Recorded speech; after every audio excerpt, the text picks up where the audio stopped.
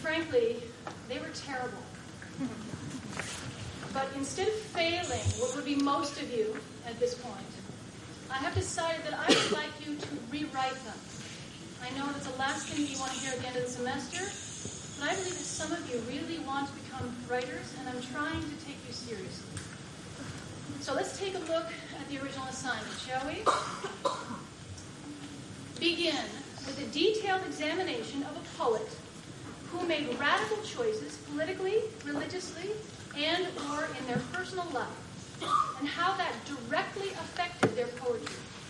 Give concrete and specific examples of how their life choices affected their style as well as their content. Especially take note, and this is something very few of you managed to do. Take note of instances where the poet developed new forms as a result. Almost none of you did this. Then use this analysis as a jumping off point to imagine, keyword there, imagine, performing an action or activity that for you might be considered radical or even revolutionary, and how that might affect your poetic vision. So these are regurgitated biographies off the internet. Some of you should be very relieved that I did not do a plagiarism search. Taylor. There are a few good papers in here. Farida, thank you very much for bringing to my attention Tahirih. Farida did a paper on a Persian poet who, in the 1840s in Iran, removed her veil in public. And as she stood there unveiled, she called out, "The trumpet is sounding," symbolizing for her the end of old tradition and the beginning of a new religious era. This at the time was considered such a radical act that several men in the room actually slit their own throats when they saw her unveiled. She wrote in the Sufi style, in which the lover and the beloved symbolize the soul's love relationship with God. She alludes in her paper to her heart's desire, the royal falcon who unfolds the drooping wings of every broken bird and starts it on its flight. She was killed for following this new faith, and her final word was something to the effect of, "You can kill me, but you cannot stop the emancipation of women." So Farida, thank you. This picture was really compelling. I found myself actually reading quite a bit more about Tahirih. And although you managed to show how her choices affected her life, you didn't really show, like most of these papers, how her choices affected her poetry. Take a look at Rumi and Hafez. They write in a similar style. See if you can see how hers is different. And look for any evidence of this new religion in her writing, as well as see if you can find where her longing for something eternal overrode her love for her own children, or even for her own life. You don't need more historical information. In fact, most of you don't. You're all quite good at historical research at this point, but you have to go beyond that. So I will hand these out to you later. So in your analysis, I want you to be looking for what is truly radical. So say your poet took drugs. Why was that radical? For some of them, it was truly radical. But for others, perhaps it was just an addiction that limited their work. I mean, even Ginsberg himself says, "I saw the best minds of my generation destroyed by madness, starving, hysterical, naked, looking for an angry fix." That is the opening to Howl, possibly the ultimate drug poem. So is taking drugs still radical? According to most of you, it seems to be. I would suggest, however, that if most of you are doing it, that perhaps it is not so radical. For some of you, choosing poetry as a profession would be far more radical. Radical is relative. Now, for me, probably taking drugs would be radical. Well, I'm not sure, but certainly being a poet, being an academic, is not new. I mean, I'm just carrying on the family business, nothing new. But breaking with tradition, not blindly imitating something, can be the most difficult revolutionary act. There's a whole variety of ways to look at radical, and I'm not going to define it for you. But most of you are defining radical as decadent or dangerous. Now, radical is certainly times dangerous, and it's often perceived as decadent, but decadent and dangerous are not necessarily radical. It might just be stupid. And in some cases, quite traditional. I mean, take a look at your parents. I mean, the drug of choice is now what? Ecstasy? It's still just a drug. So, once you've determined that your poet did do something truly radical, the next question is, how was it transformative? Let's take Kerouac and Tahereh. What did they bring to us as a result of their courage or their rebellion that makes it so that we don't have to drink ourselves to death or die for feminism, because they were able to communicate to us so clearly about something beautiful through their words. You can see I'm sick of words, but they're just about words. I am paid to teach you about words. So, since so many of you did the Beat Poets, now, I don't know why that should surprise me. Except that this year I have 26 papers on Kerouac. 26. And it always fascinates me that none of you seem to notice how decadent Baudelaire was. I mean, decadence has been around for a very long time. What the Beat Poets did that was radical was not the drugs. It was the truthfulness. They told the truth. They fought hypocrisy. Now, some of you are touching on this in your papers, but most of you are making sweeping generalizations about drugs and truth and vision. So I want you to take a look at, don't worry, it's not long, pages 38 and 39 of Ginsberg's Indian journals, where he says, starting from, poetry is devolving into an examination of language itself. Now that's where you should start. Pay close attention to the section where he says, I'll just read it. So nobody can seriously go on passionately concerned with effects, however seeming real they may be, when he knows inside all his visions and truths are empty. So how do you feel about Ginsberg saying this? That all his visions and truths are empty. Now this is coming from someone who, like Yeats, looked for visions all the time from drugs, among other things. I mean, most of you are basing, have an assumption in your paper that these Beat Poets were filled with ecstatic visions from drugs all the time. So let's look back again at Ginsberg. He says, the next step is examination of the vehicle of visions, the conceiver of the truth, which he says is words.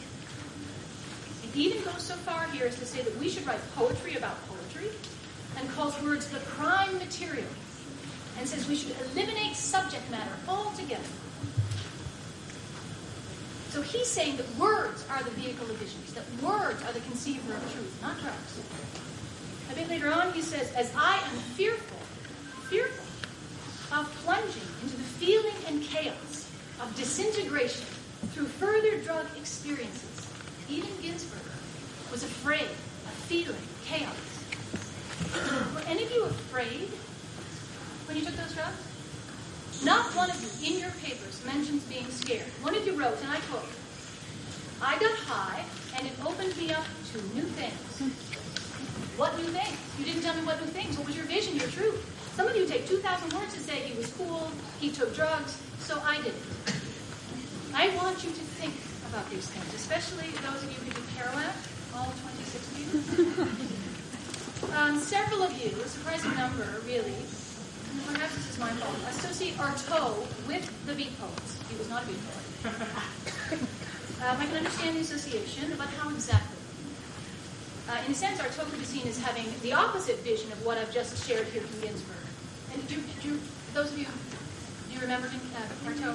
We did him last semester when we did surrealism. Do you remember? Anyone? Okay.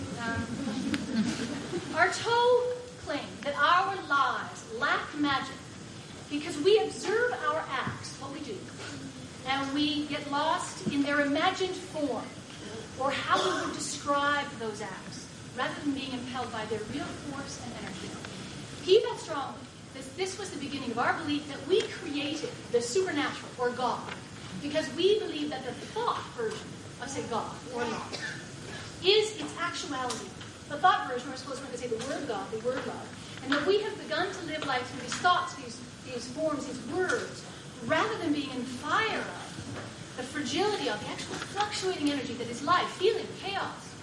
And here I will quote Artaud. I mean that if it is important for us to eat first of all, it is even more important for us to not waste in the sole concern for eating our simple power of being hungry. I love that. He calls hunger a power. Not to waste in the sole concern for eating our simple power of being hungry. And here he goes back to work. If confusion is the sign of the times, I see at the root of this confusion a rupture between things and words, between things and the ideas and signs that are their representation. And I believe it was Blake who said, words are no longer our servants. They have become tyrants over our ability to ask new questions. So I don't think Artaud was interested in words about words. I think he was looking for action, to be moved, to be changed in some way beyond words. And I assume they're all looking for action. At least I'm definitely looking for action. What I'm really looking for is revised versions of these papers to be handed in. Email them to me. I will still read them. And they need to include the answer to the other question, the real question of the assignment, which is, what would be radical for you? And how might that affect your poetic vision if you were to do this radical act or behave in some radical manner? Now, I'm not necessarily asking you all to run out and become radicals, although maybe I should be. Well, yes, I am. I am asking you to be radical, but I'm asking you to use your imagination, your writers. That's what you do. I do have a few individual notes. Jennifer. Jennifer wrote a free-form paper using the word bound. It wasn't the assignment at all. She uses the word bound sometimes to mean tied and bound, sometimes to mean bound as to leap, sometimes to mean bound as in bound for glory. I never knew when you were referring to which. I had to read it several times. I actually got quite angry at one point. And I think you should try and publish it. I think it's brilliant. But you still have to do the original assignment. Susan, you seem forever to hesitate using anything personal, as if it was somehow inappropriate. Let the reader know who you are. I want to know who you are. And Ryan. There you are, Ryan. I would agree with you that this assignment is completely biased. In fact, you are paying for bias. And what else does a professor have to offer you? You need to read everything yourself. So what am I here for? I'm here to pick and choose what to read, to guide you in a certain direction, which is basically bias. So what do? You take everything that you hear from some podium as truth? I mean, this podium was originally designed for the literate person to read to the masses who were once illiterate. Someone stood here because they had the fortune, or the luxury, really, of knowing how to read. And you all know how to read. So what do? You don't imitate. You don't regurgitate. You find your truth, your vision. Sharon. You suggested that this assignment was, you wrote, inappropriate in the context of this institution. Sometimes I think that you all want some kind of objective poetry, which does not exist. But if you're uncomfortable in this class, I would encourage you to take an internet course. No less unbiased, I can assure you, but you wouldn't have to deal with the personality of the professor in such a direct manner. And Sharon, you also wrote that you were expecting more of the classics. And let me say that when I created the course, Poet as Visionary, I specifically focused on contemporary writers because I wasn't interested in just looking at dead male authors, even though that's my specialty. So next semester you will still be covering Baldwin, Hooks, Kingston, and the like. But I cannot deny that many of you all semester have been asking me to lecture on more of the classic visionaries. Maybe I've just been teaching them too long, but sometimes I do get concerned that you have begun to see the classics as somehow unquestionable, priest-like. And again, perhaps it goes back to this podium. Podium. The podium is basically a pulpit. Podium comes from the word pod, Greek for foot, which really comes from the oracle. Because the word pod, was originally used in tripod. So the oracle, which was really the Pythia, a woman in a trance, drugs again, she would go into a hallucinogenic trance. It's still debated whether it was self-induced or not. She would be posed questions while she stood or sat on the podium or the tripod. And her mad ravings, her hysteria, would be interpreted by the male priest, the infallible oracle. But you still want a lecture on the classics. Something unquestionable. So, Yeats, Blake, Shelley, Baudelaire. Let's do Yeats. Yeats is safe, right? Yeats. What can I tell you about Yeats? Yeats believed in the paranormal. Ezra Pound used to refer to Yeats as very, very, very bug house. Nuts, basically. He was endlessly ridiculed because of his seances, his secret sacred order of the dawn. Sometimes he wouldn't go out to dinner without researching his astrological chart. Yeats and his wife Georgie, believed in mediums. She was literally his Pythia. She would go into a trance, start channeling some medium. He would ask her questions, and then he would write down the answers. This became the basis for much of his poetry. You can read these journals. In fact, let's take a look at a classic by Yeats. Let's take a look at The Second Coming. What could be more classic? One of the most memorized poems in the Western world. The Second Coming by Yeats. Turning and turning in the widening gyre, the falcon cannot hear the falconer. Things fall apart. The center cannot hold. Mere anarchy is loosed upon the world, and the blood-dimmed tide is loosed, and everywhere the ceremony of innocence is drowned. The best lack all conviction, while the worst are full of passionate intensity. Surely some revelation is at hand. Surely the second coming is at hand, the second coming. Hardly are those words out when a vast image out of spiritus mundi troubles my sight. Somewhere in the sands of a desert, a shape with lion body, and the head of a man, a gaze blank and pitiless as the sun, is moving its slow thighs, while all about it, real shadows of the indignant desert birds, the darkness drops again. But now I know that 20 centuries of stony sleep were vexed in nightmare by a rocking cradle. And what rough beast, its hour come round at last, slouches towards Bethlehem to be born. So what is this about? Georgie wanted to have children, but Yeats didn't. So interesting that she would go into a trance and start channeling some medium who told them that they were going to give birth to a child. But not just any child. I think that Georgie was brilliant. This medium told them that they were going to give birth to a god, but not even just a god.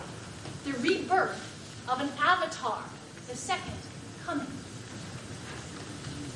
20 centuries of stony sleep were vexed in nightmare by a rocking cradle.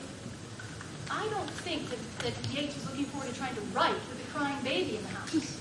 And you can read into this poem all kinds of interesting things. There's theology, there's the conflict between England and Ireland at the time. But basically, this poem was written when Georgie was pregnant with their first child, who he believed was going to be the Messiah, the second coming. Bughouse. It's personal. And it's a brilliant, beautiful poem. And that's what makes it a classic. Not because someone behind some podium tells you it's a classic. And I can really see how this podium has begun to establish for you people the illusion that I know and you do not know. Our churches, our institutions, certainly our educational institutions, are all designed around this idiotic piece of furniture which is really about illiteracy, which should be obliterated. So why am I using it? And certainly any decent poet, any beat poet, a futurist, even Greenpeace, if we were serious about saving humans, would destroy this podium.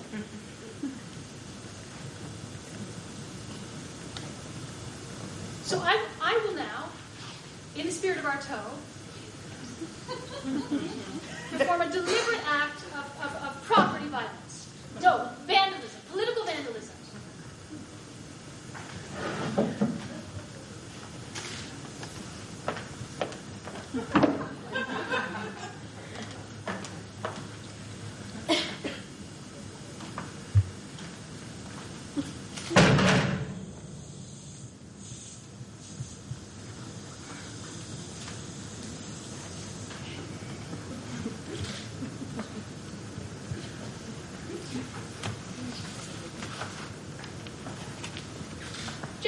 Days when you're on the subway or at work and everybody looks interesting and beautiful And then another day, it could be the same people. Everybody looks dull, dark, gray. Well, right now, you all look like Ginsberg sunflowers. You should look that poem up. It's lovely. Oh, this reminds me.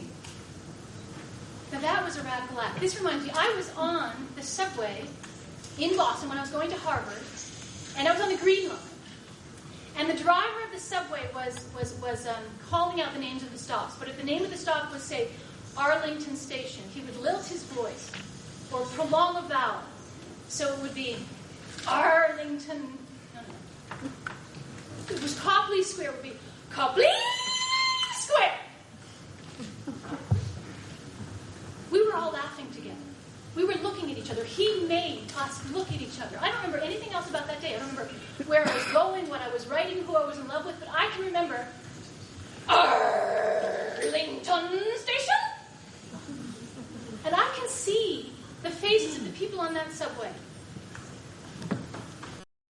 Because we were laughing together. You know, other than today, I have never made you laugh.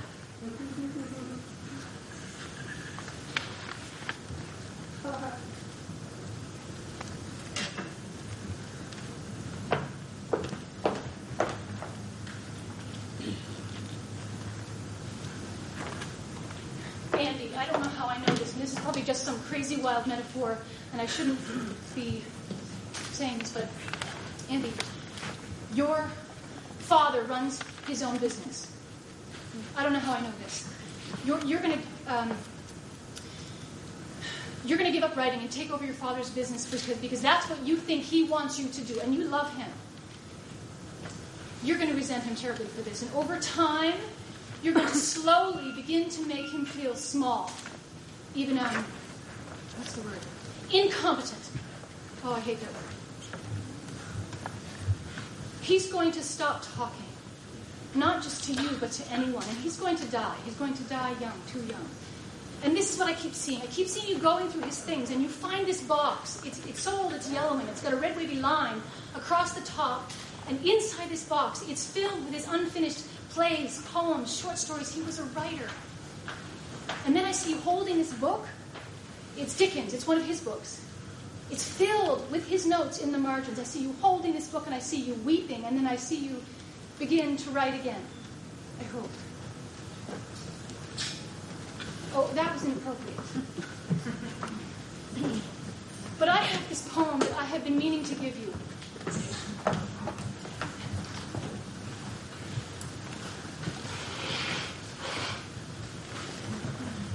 I want to read this for your father and for the subway man. This is Yeats. It's Yeats. It's from To a Shade.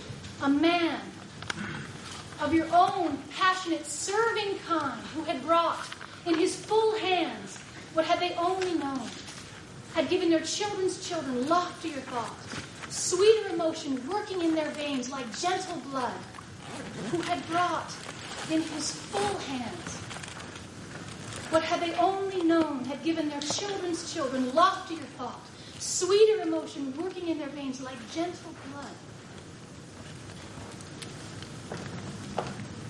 I want you to give this to your father.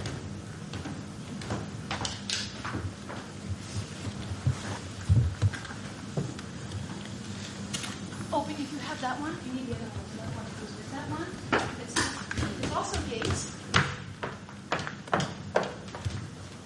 Listen to the title of this poem. To a friend whose work has come to nothing.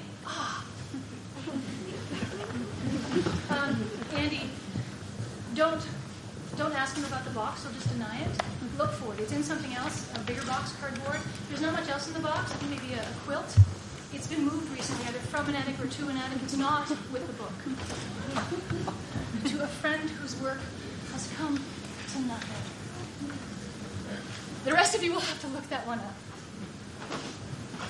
Don't be jealous. It's not food. It's just book. But there's one I've been wanting to give to you for a very long time. I do have it here.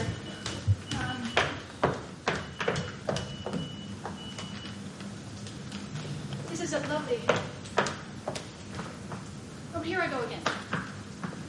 I, for my great point of knowingness, offer to you because I think that you want it or need it, but I don't offer it to you because I think that you don't want it or don't need it. But this is definitely yours, and I have more. I have more.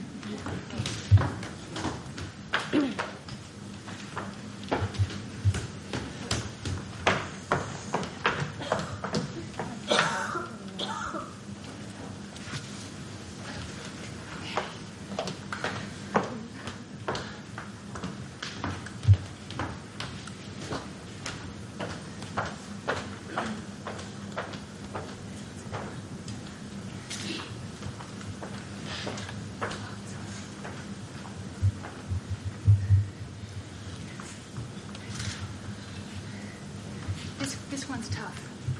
It's a hard one. This is... Oh, I must have more.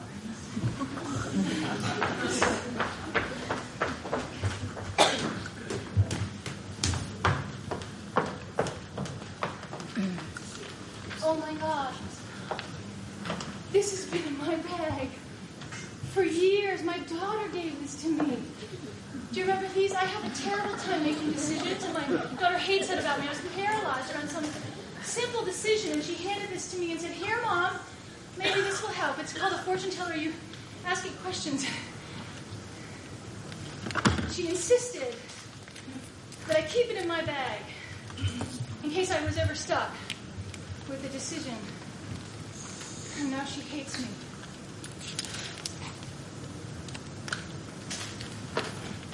Do you remember how old you were when you first hated your parents? No, probably most of you don't hate your parents. Now that's a frightening thought. But I alone am hated by my daughter. No, she's just afraid. I'm afraid. We're all afraid.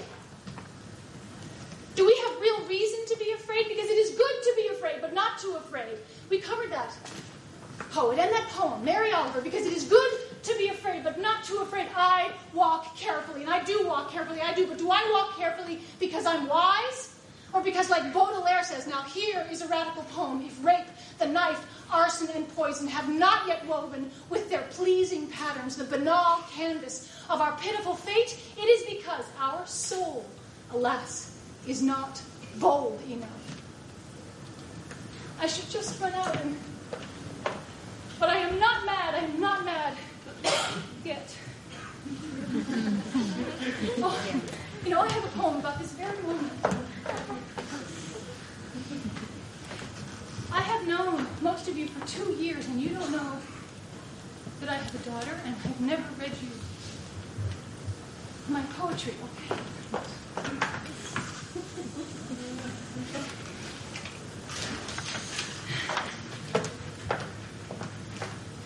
And now I turn my head inside out for you.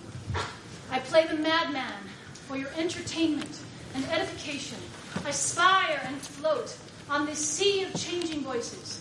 Two Übermensch, Faust and the devil, sidle into my... This is terrible. This is the first poem of my new book. A whole body of work by Marty Silverman, and it's terrible. But even if it was brilliant, what does it matter? And even the best music will never be as magnificent as the sea. Even Van Gogh is not the moon rising again and again, or a giraffe. My God, a giraffe. Did any of you actually go to the zoo last year? Remember we had that assignment where you were supposed to go to the zoo and watch an animal for an hour and then write something. It didn't have to be about an animal. Did you actually go to the zoo, really, and watch an animal for an hour, or a child? I think I included children.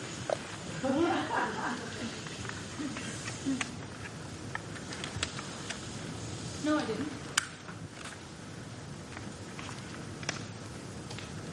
No, I didn't.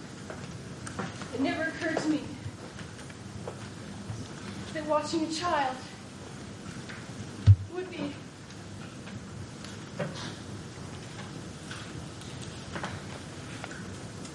Sorry, I came here tonight From the emergency room of the hospital, my daughter put her arm through the glass window of our back door and did this.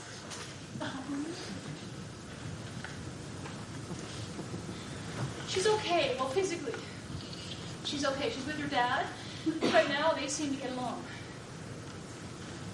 She's just damaged some tendons in her arm. They're not sure whether she's going to be able to move one of these two fingers. They won't know until it heals. She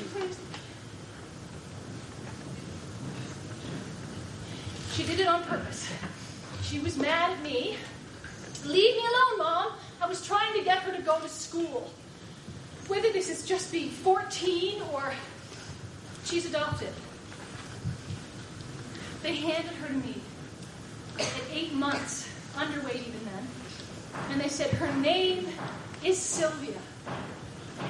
Sylvia then was silver thread. She was a magic rain fairy, and now she's goth, black lipstick. For her birthday, she wanted a black velvet cape with red satin lining. She gets it from my wild mother, her grandmother. I had one made for her. She looks beautiful in it. Little Black Riding Hood headed for the wolves. How can I write when my 14-year-old is out past midnight wearing fishnet stockings and a black velvet cape? And my sister is paralyzed and she can't swallow very well, and she insists on eating all her food whole, which could kill her, and I think that my daughter is on drugs. I have never done drugs. So she won't listen to anything that I say, because I'm a prude, apparently. Loosen up, Mom. Even my editor, his last note to me was something to the effect of, abandon yourself more to the rhythm of the moment. What does that mean? You can't eat the moon. Write that down. You cannot eat the moon. So that's why I'm considering drifting with every passion till my soul is like a stringed lute on which all winds can play. Is it for this that I have given up my ancient wisdom and austere control? Give me strength, Oscar Wilde. Well, that's a problem. I haven't done enough Oscar Wilde. But strength to do what? Get drunk?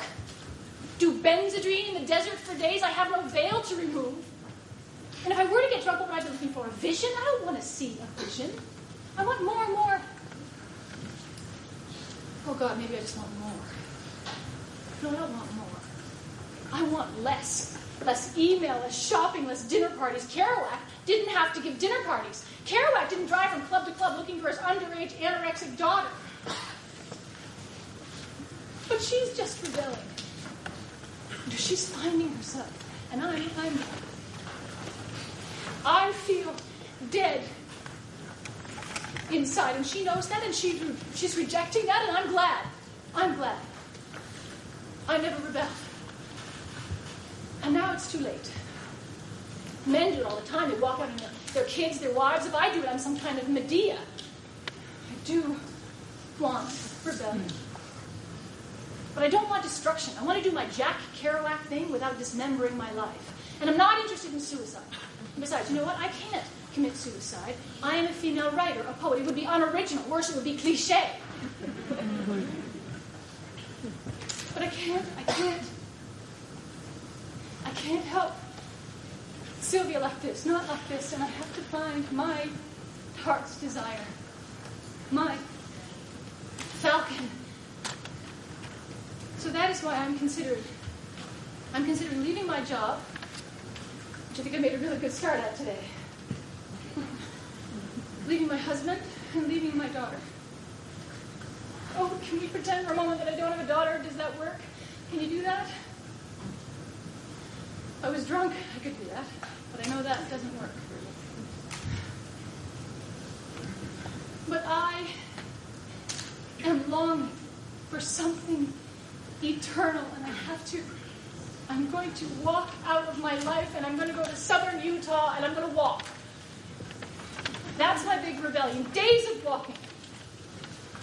Like in that movie. You know that movie, Paris, Texas? There's a great scene in that movie where this guy, he just gets up and he walks off into the desert. He's not going anywhere. It's not where he's going. It's not even what he's leaving. It's just the leaving, the walking out, the act of...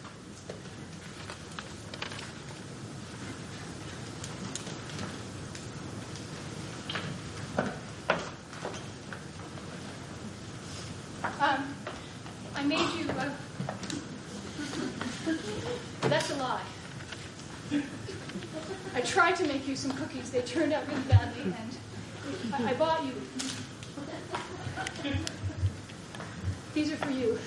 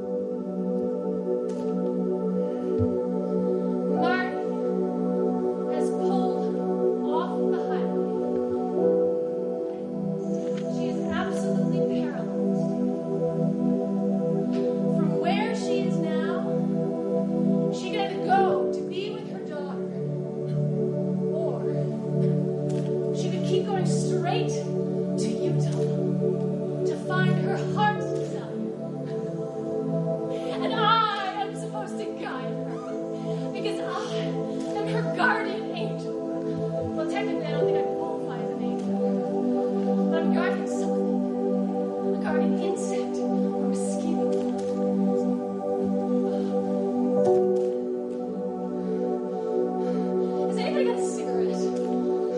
It's been a very long time.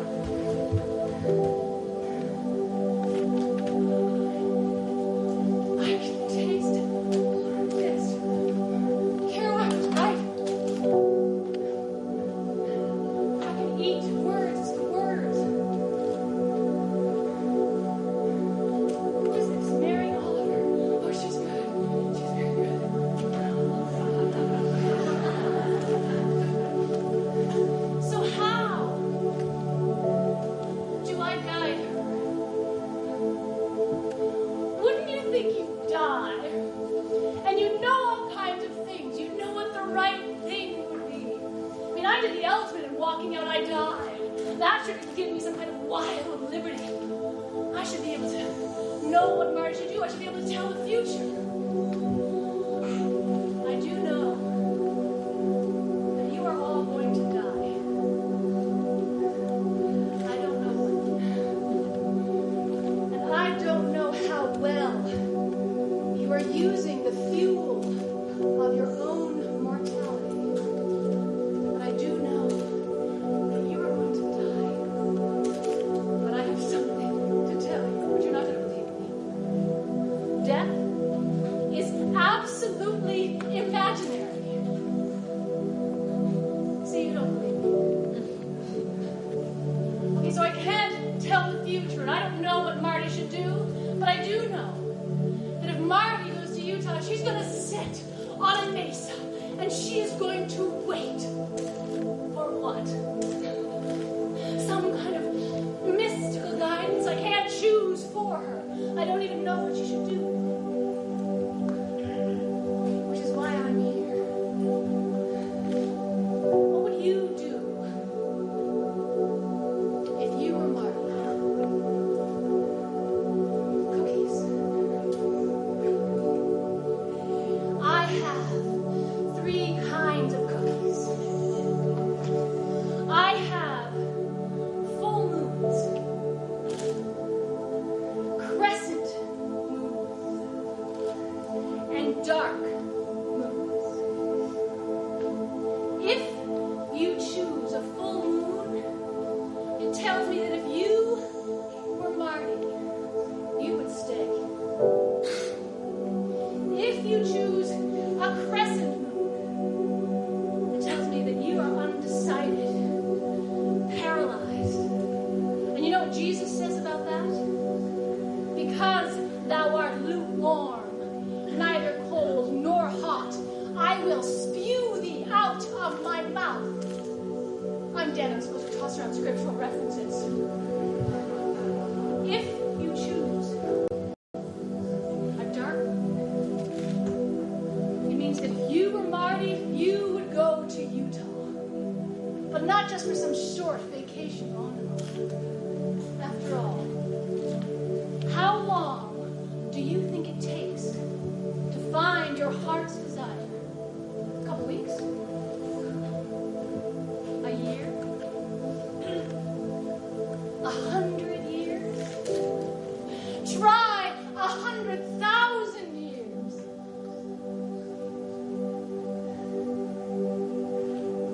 I have full moons. You choose one of these, you were Marty, you'd stay. You choose a crescent moon, you're paralyzed. Choose a dark moon, you're off to Utah.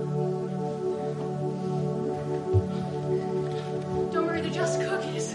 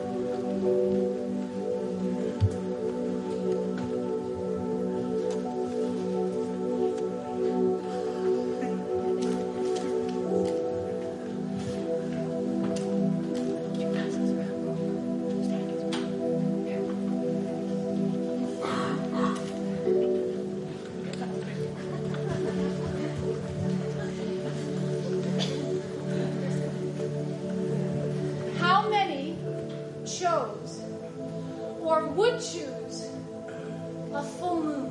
Raise your hand. How many chose or would choose a full moon? Raise your hand.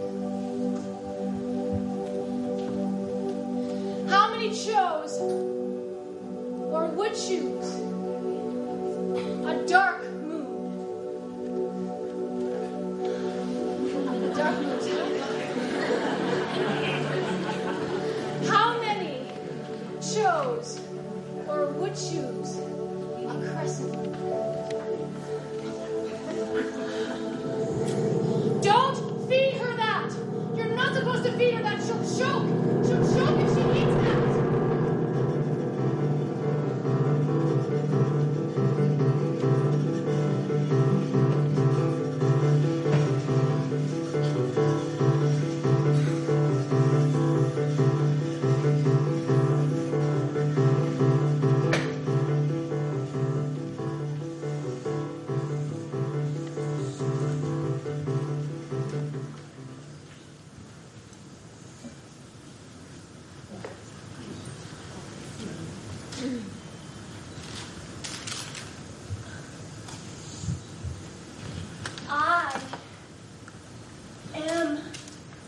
mortality. Has anybody got a mint or chocolate? Oh, come on, there's always some woman who's got a stash of sugar to make it through the day. You got chocolate? No? Damn.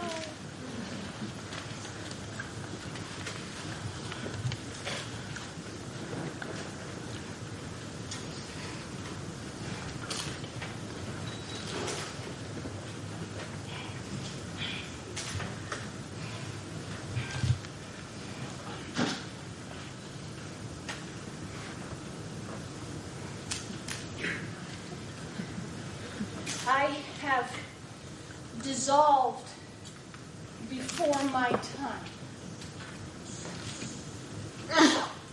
You try being bedridden for the next 25 years. See what you start to crave, huh? My muscles won't go into gear anymore. A few here and there, but nothing when I want, how I want. My sister was sending me really good chocolate, but the doctors said it could kill me, and they told her to send music, which just makes me want to dance. So I sing instead, loud and badly, to make them pay. Because I just know that they're all sitting around the nursing station eating my chocolate. Listen to this. Freedom's just another word for nothing left to lose. Get it? Who cares if I die now? And freedom don't mean nothing if it ain't free. And feeling good was good enough for me. You know, they pump me full of morphine and tell me not to eat chocolate for my health. Help my act. Maybe my desire for chocolate keeps me alive. And maybe it will be the thing that kills me, but I will eat chocolate and all my food whole, unmushed, big chunks in my world. That's a little bit like climbing Mount Everest every day, because I keep ending up almost dead from aspirating on my food. I can still say aspirating. But if I can't dance or walk or get to my own damn food, I will eat my food whole and risk my life doing so. So, I know that someone out there has chocolate, but you're not going to share.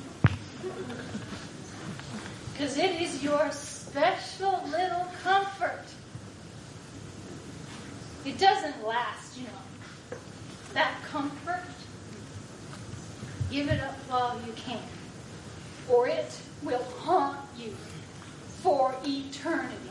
Eternity. Long time, very long time.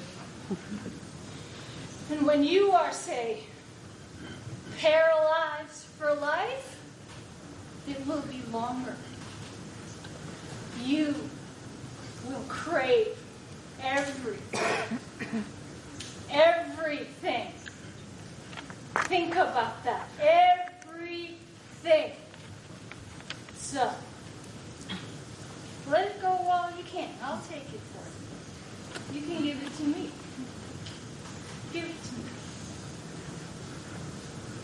Give it to me.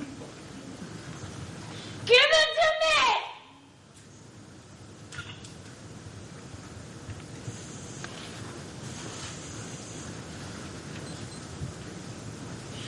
It's okay. It's okay. I'm not supposed to eat it anyway. This desire is just here to keep me alive, to keep me in motion. Like these dreams I have. I have these dreams where I'm frantically picking up coins and jewelry. And then I see this beautiful man. And I have to decide, let go of the jewels and reach for him, or keep clutching.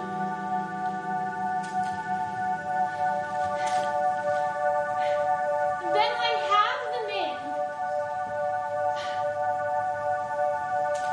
and he's holding me. But I'm looking over his shoulder, and I see this mountain I just have to climb. And I have to decide again. And then it all dissolves. And I end up back in bed for another day of television. No jewelry, no man, no mountain. My thrill is a new episode of All I Want to Be is a Millionaire, or chocolate. I have nothing to do because nothing ever happens. Nothing ever will happen. All things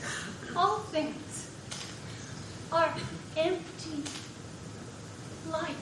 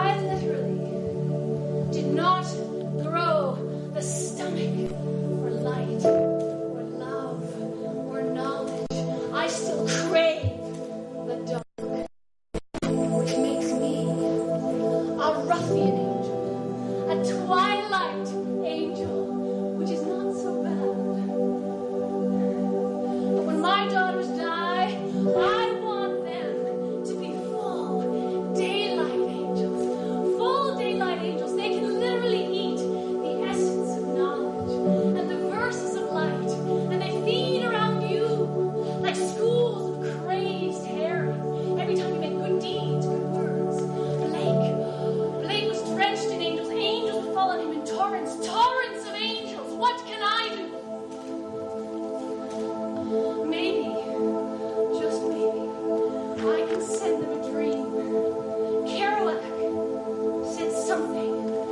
being able to send dreams. He said it had something to do with it, how hungry the dreamer was, and how well the angel can cook. I'm a terrible cook, so I need your help. I need you to bring something. What are you hungry for? What is your heart's desire? Because Marty is wrong. You can eat the moon. What do you want that is eternal? It has to be eternal. Nothing else is edible in dreams. Bring that hunger.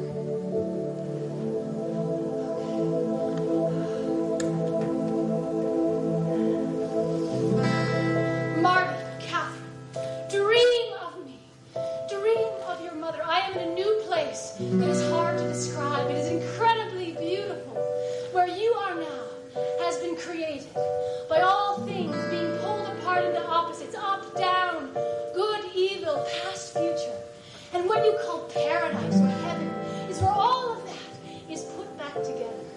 Everything here sustains everything else without trying. In your dream, you see a baby room being prepared and people moving around a pregnant woman. But suddenly it is gone. You are in the dark. You are now the baby. And you think all things are empty light. You think you are alone. That baby in the room, in the womb, is surrounded by people. But it cannot see them. It cannot even comprehend what they are. They are just a distant, muted music. Paradise is to you what the baby room is to the baby, real, but incomprehensible. You are always in paradise with me and in your hospital room or your, other than today, I have never made you laugh, car at the same time. Marty, Catherine, this guardian angel is watching you. I know you want to come here now, but I say that you must stay. See me now. I have become a hummingbird flying around you. I offer you something like food. I call it the ocean of the unseen. It is the essence of knowledge, the verses of light. Eat from the paradise of endless duration. Don't be afraid. It is just a little of the ocean of the unseen. Marty, Catherine, there are things that you can do on earth that you cannot do here. You have free will now. Use it. Motion is life. So walk, run, dance with everything you've got. But love is the binding force of the universe. So stay. Stay. Where are you paralyzed? Why are you running?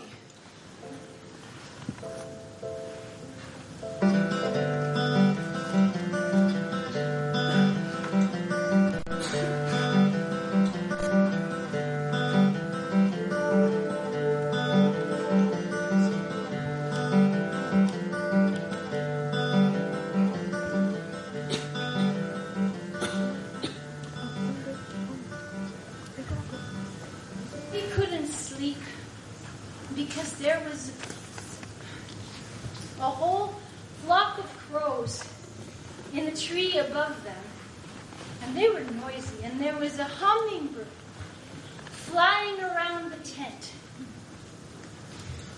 The dream switched, and I saw an odd-looking group of angels.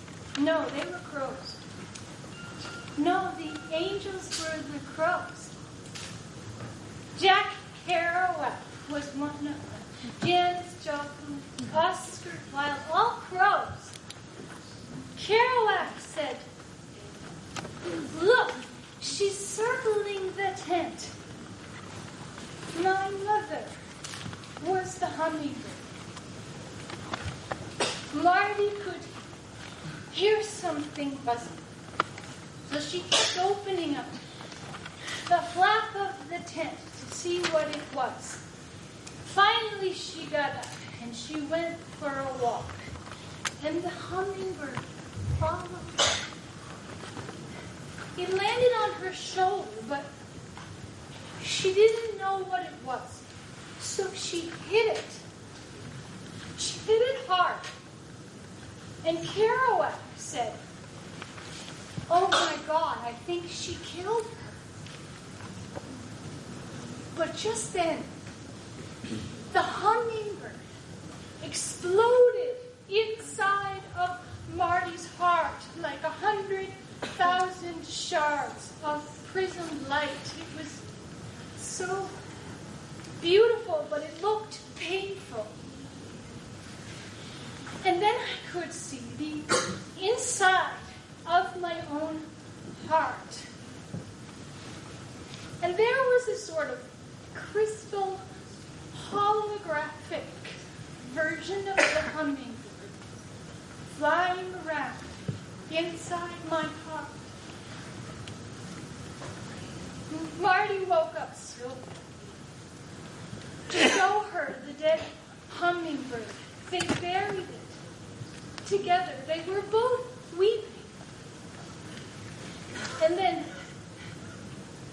the crows taught Marty how to cook. And Marty taught Sylvia how to cook. And I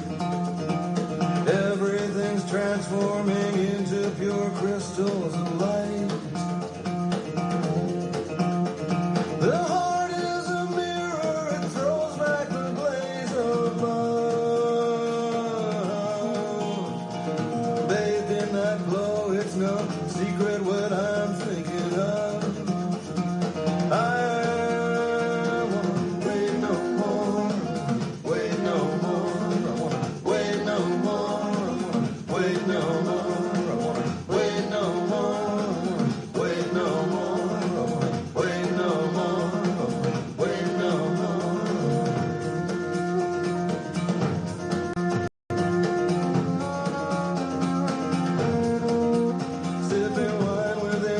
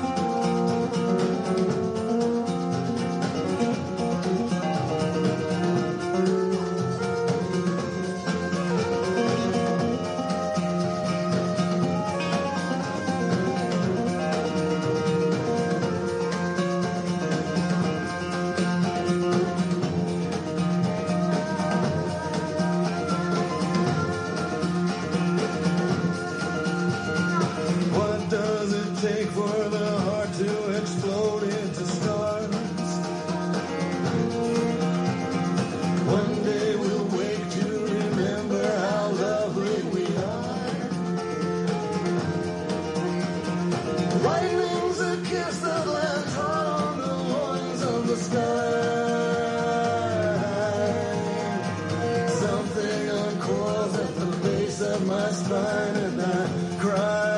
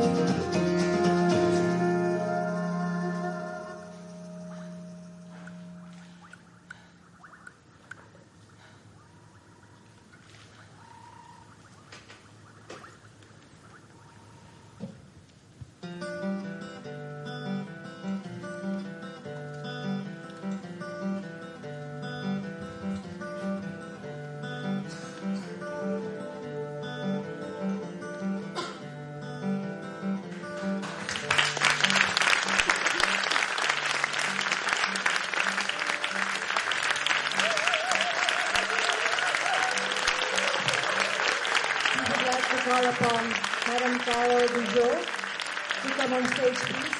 Madam Carol Bijou is the wife of the Canadian ambassador, and she would like, in appreciation, to give flowers to Erika.